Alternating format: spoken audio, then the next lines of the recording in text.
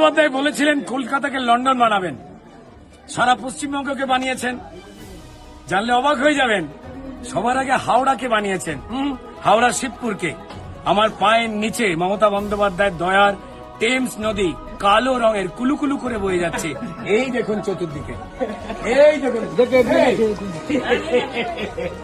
এই দেখুন টেমস নদী, বাঁকের টেমস নদী। সরে যান।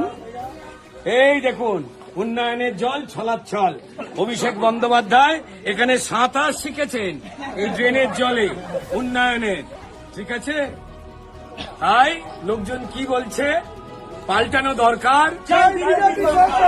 তার আগের লাইন, পাল্টানো দরকার, তাই তারাও চোটচোট্টা সরকার, আর তার সমাধানে পাল্টানো দরকার। এই দুরবস্থা থেকে যা নাগরিকদের সঙ্গে ঠকিয়ে করেছে, চাই বিজেপির সরকার। পলিটিক্যাল বার্তালাপ, সত্য ও বিতর্কের কণ্ঠস্বর।